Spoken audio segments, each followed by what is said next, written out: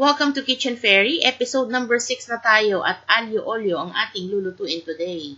Itong mga ingredients, meron tayong shrimp, peeled and deveined, parsley chopped, chili flakes, lemon, sliced garlic, salt and pepper, olive oil, at ang ating homemade fresh egg pasta. Okay, yung tutorial niyan, yung link nilagay ko sa description below. Okay, prepare your pan and then maglagay tayo ng konting olive oil. Bakit? Kasi ipapan-sear natin ang ating shrimp. Bakit?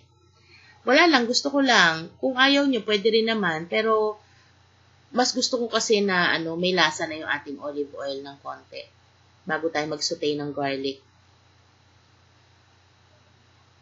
Mabilis lang naman to. Sana pala pinakita ko kung paano ko nilinis yung aking shrimp, no? Anyway, yung akin, medyo binutterfly ko ng konti. Konti lang. Para matanggal ko yung veins niya. Pero, pwede nyo siyang tusukin ng toothpick yung likod. Masusungkit nyo na yon. Ayan, nag-orange na yung ating shrimp. Pwede nang baliktarin. Mabilis lang to kasi pag naluto to ng matagal, pag na-overcook, gummy na siya.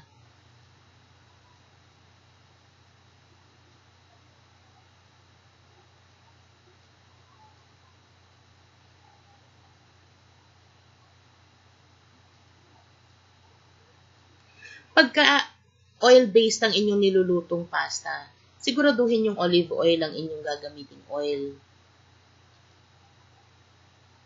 Hindi ko pa naman nasubukang ibang oil ang gamitin. Pero, syempre, para healthy ng konti, di ba?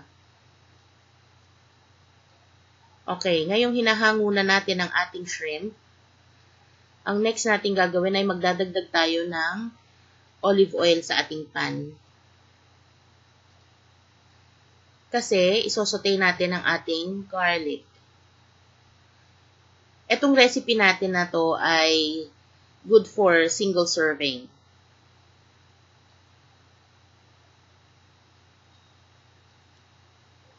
Itong ating garlic, hindi ko tina-target na maging brown ngayon.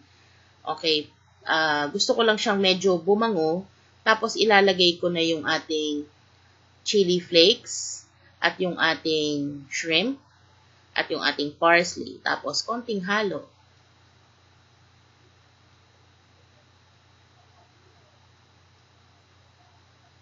Medyo mamaya gusto ko siyang maging, bago ko ilagay yung pasta, gusto ko medyo brown na siya para may ibang kulay naman. Ay guys, take note, pag gagamit kayo ng fresh na pasta, sandali nyo lang siya iboboil. Hindi siya katulad ng mga nabibili sa supermarket na iboboil nyo for 8 to 10 minutes. Hindi ganon. Ang fresh egg pasta, pagka pinakuluan nyo, mga 2 to 4 minutes lang.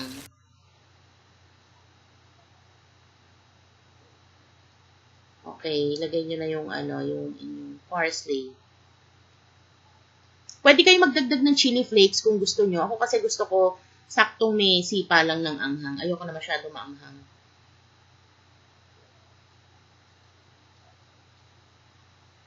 Bago nyo ilagay ang inyong pasta. Hindi ko rin siya dinidrain. Okay, patakan nyo ng lemon. Munti ko na makalimutan. Hindi ko dinidrain. Gusto ko kasi may pasta water tayong kasama ng konti.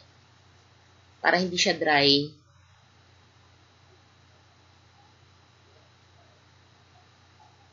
Okay. Tapos lagyan nyo ng salt and pepper. Ang ingredients natin ay makikita nyo sa katapusan ng ating tutorial.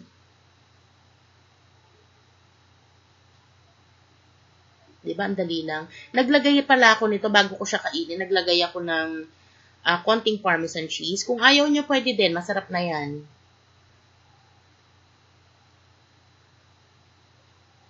Okay, sandaling halo na lang yan kasi luto na yung ating pasta.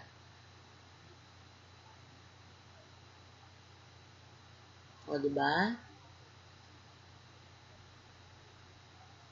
Yan, pang isang tao. Salamat sa panonood. Mag-subscribe kayo, please. At pakiclick na rin yung bell para ma-notify kayo pag may bago tayong tutorial. Tcharam!